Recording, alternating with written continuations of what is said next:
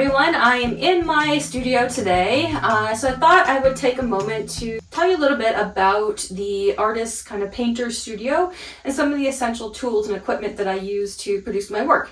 As you can see, I've got a pretty big project underway, so things have been a little bit wild in the studio here. Not always totally neat and clean, so I thought I'd let you see it as it is and take you through some of the things that I find essential with my own studio practice. Okay, so some of the main big things are, thinking about furniture. So here you have an easel. I like to work with these metal easels because I tend to work very large or directly on the wall, as you can see in the one back there, but I have a fairly small space. So if I don't have room to hang it directly on the wall, I'm going to get one of these metal easels to be able to put kind of a heavy duty, large scale work onto. So a large variety of easels can be purchased for studio or field use. A French easel folds up into a box for use outdoors. A studio easel can be sturdily built of hardwood, steel, or aluminum with heavy metal fasteners and be versatile enough to handle a variety of sizes and weights to support different types of pictures. So field easels, the so-called French landscape easels, must also be sturdy for the price that you'll pay. The metal attachments on wooden easels should be high quality steel or brass, not soft aluminum. The wooden parts should be made of hardwood, such as maple or oak, not soft pine. And colored stains aren't really necessary. If you scratch the wood with your fingernail, it's too soft. There is now a lightweight aluminum field easel on the market, which is pretty sturdy and quite versatile as well. You can also avoid the whole issue of an easel if you have a studio. So some nails and dowels and a wall will hold up a painting very well. Another important thing are basically a cart on wheels. Fancy term for that would be a tabaret. I have two of these. One of these I put all of my painting tools, I build my own stretchers onto the one, and then the other one I have my palette. So tables, are an important accessory as well. They're also called taparets. They can be large or small. They should be obviously sturdily built. It helps if they're fitted with casters or rollers so that they have wheels on the bottom. And then another important accessory would be potentially a small flammable cabinet to hold solvents and mediums, which can be really helpful. Behind me I have also this lovely shelf with a lot of different containers holding different types of paint, different types of pencils, markers, all sorts of other things I would need. Containers for brushes. Over the years I seem to have gathered quite a lot of brushes, and even these lamps, right? These clip lamps are really helpful. I have several of them around in the studio space to give me lots of good lighting. Obviously I have windows too. Another really, really important thing that I use is, like you see here, these sort of different size of stools. So sometimes I have to work really low on the ground there. Like I sit on the ground. I have one of these lovely pads so I can sit comfortably. And then I have one this size that actually moves up and down, which is really handy. This thing turns on the top and you can make it taller or shorter depending on where you're at in the painting, which is helpful. Step stool, that's usually to stand up on top of, to work really high up there. And then I have this other stool that also, it's on wheels, it swivels, it also goes up and down to a certain extent. So you can see that it's really easy for me to feel comfortable because I'm working long hours on these things in the studio here. Other things would be this nice sort of caddy container to hold all my paint. I do that because I'm able to transport it here or there, so that's helpful. And then kind of moving on to, your tabaret and then your palette that's on top of it.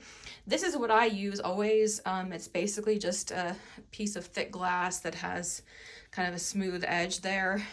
And then I put a sheet of white paper underneath.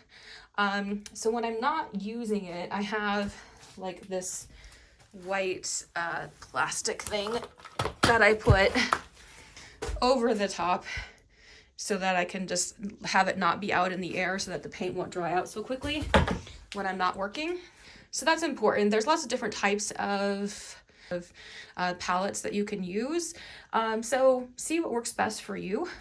You can also see I have a glass jar for my solvent. The word palette has a double meaning. It is the selection or range of hues employed in a painting, as well as the surface on which you mix colors. So there's several different types of palettes: wooden, porcelain, coated steel, glass, or tear off and throw away paper, among others. Wooden palettes are pretty popular. They're usually stained kind of a dark reddish hue so that you can see the relative color mixtures better. Colors arranged around the outer edge of the palette, and then the center is kind of left clear for mixing. Instead of cleaning the paint off entirely at the end of the session, the artist is to use a rag to rub some of it into the wood. So in time, the palette will develop a neutral gray patina that is excellent for making comparative mixtures. Glass palettes, which are made of tempered glass that is at least a fourth of an inch thick, are a favorite because they're really easy to keep clean. Dried paint is quickly and efficiently stripped away with a single razor edge blade. This kind of palette should be securely fastened to a tabletop, not held in your hand. Place a piece of white paper underneath glass in order to see the colors better, and then I often will attach it with duct tape. Tear-off paper palettes are also really convenient, and at the end of the day, the paper is torn off, exposing a fresh surface on which to mix the next day's paint. I'll often just put one piece in there at a time so that the paint or fluid I put on the paper doesn't kind of seep underneath. This is the palette that I sometimes suggest to students who really don't have their own painting studio, so it's nice to have something that's portable and that will keep your paint from drying out too quickly. There's another type of palette that is good for keeping acrylic paintings wet. It consists of this sort of two compartment tray, and the smaller of these is meant to be filled with water to keep your brushes wet. And then the other mixing surface, into it you insert this kind of like a sponge or a membrane that absorbs water, and that you'll put a piece of paper over the top of that allows the water beneath to migrate up into the colors, keeping them wet. So the palette has a cover, and it prevents evaporation and thus keeps your piles of acrylic paint moist for quite a long time. Other important things, as you can see, like there's a rag there. I gather like all my old t-shirts. I keep all of those so that I can use them to paint with. There's also obviously your brushes. Those are important. I think everyone has different specifics regarding their brushes that they like. I tend to really like these, smoother, sort of softer brushes, because I like to create a nice smooth mark. There's also bristle brushes, which will allow you to kind of scrub at the painting a little bit more. And then your palette knives. I generally use those, on my palette to kind of move paint around. Some artists actually even paint with these. It's up to you. And then these are really handy, these sort of paint scrapers. So when I have paint that's too dry, I can use this and scrape up that excess paint and then keep on working. And you just put little razor blades in them, so that's really helpful. So a bit more information about specifics regarding your brushes. So bristle brushes are these fine ones that can come in a lot of different shapes and sizes. Obviously, you can get synthetic versions of these as well, but originally the bristle comes from these hogs and boars raised in Switzerland, China, India, France, Russia, and the Balkan Mountains of Eastern Europe. The significant feature of a good bristle brush is that its tip does not come to a point like hair, but rather really has these 2 or 3 points called flags, and the flags enable the bristle to hold more paint than a plain point. So the brushes that do not have flags have been trimmed by the manufacturer, and so this is a sign of a cheaper brush. The bristles are bundled, cleaned, wrapped in form, sterilized, shortened by length, and hand-tied into separate bundles for each brush. So the various shapes of the brushes are achieved by hand tying the bundles, not by trimming the bristles. So the bundles are cupped into shape and then set in a ferrule, which is this binding that helps to hold them together. and then using a vinyl or epoxy resin adhesive. So the size and shape of the ferrule, the best of which are made of seamless nickel-plated copper, contribute to the shape and size of the brush. So this kind of shows you the construction of those brushes. They're crimped into a hardwood handle, so keep that in mind, and then the more crimps, the sturdier the attachment. Brushes are sized by number, with small numbers indicating small brushes and large numbers indicating large brushes. The sizing of brushes, though, is not standardized, so that's something to keep in mind. So one company's number 6 might be quite a bit smaller than another's. So a good beginning selection of brushes is a small round, a medium-sized round, a medium-sized flat, and a large flat. I also kind of like these angled brushes. Hair brushes can be used in painting as well. So these include these so-called sable brushes. The word sable, though, is not a standard term, but refers to a class of brushes which are made from weasels, minks, ermines, martens, Kolinskis, and different types of animals. So some brushes are labeled sable, even if they're made from something like squirrel hair, dyed fox or hair, or Russian fitch hair, different types of animals, and some brushes are labeled sabeline. Real sable hairs will taper from the base, swelling into a belly and then to a fine microscopic point.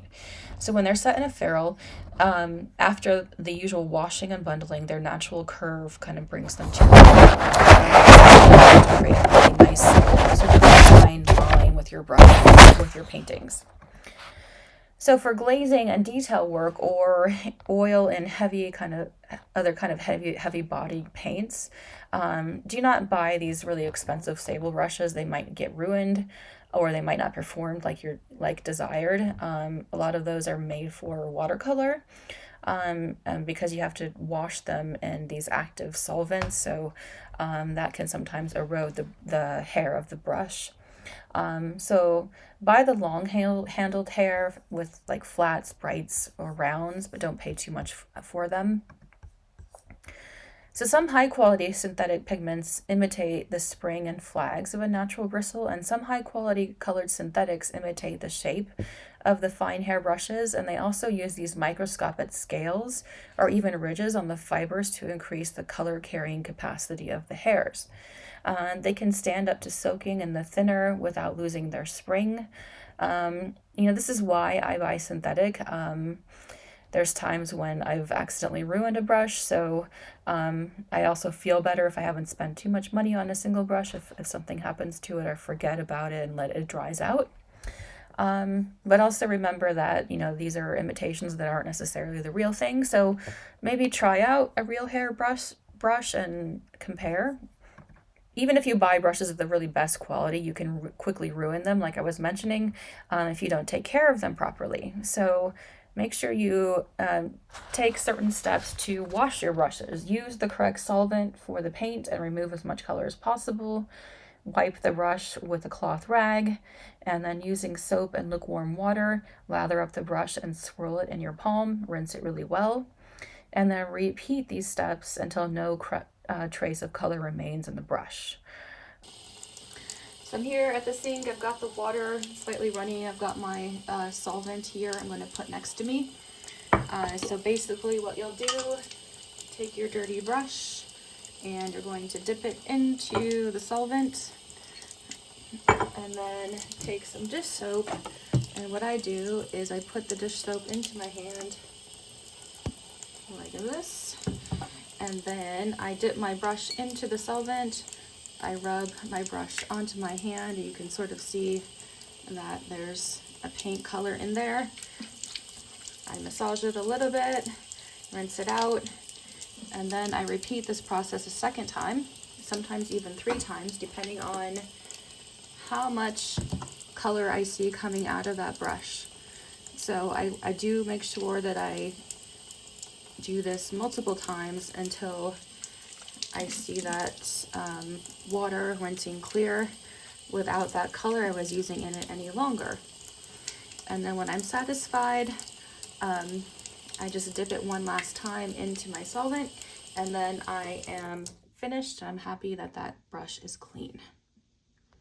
Painting knives are also a good tool to use. They're used for applying paint, particularly these impasto effects for scraping off paint. And palette knives are for cleaning your palette. Spatulas and scrapers are for mixing pastes and scraping paint in large volumes. But all these tools can be used interchangeably.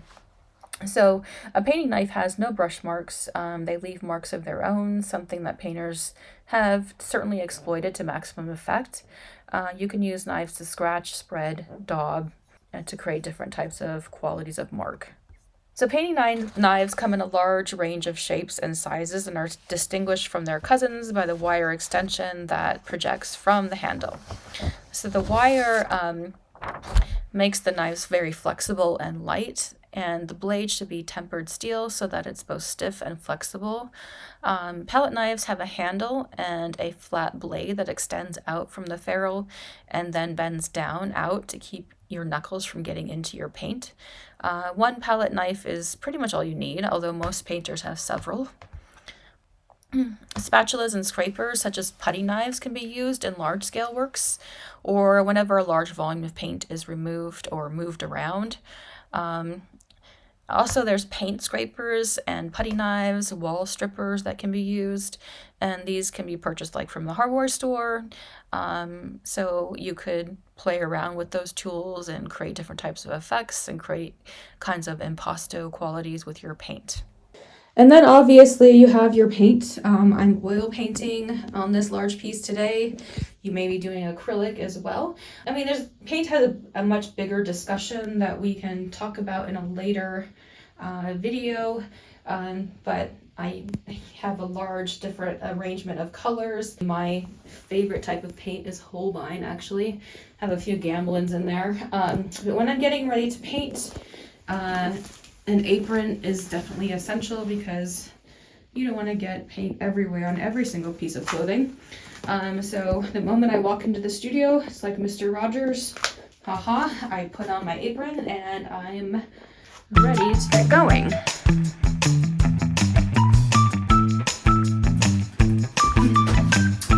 Time to get started, I think.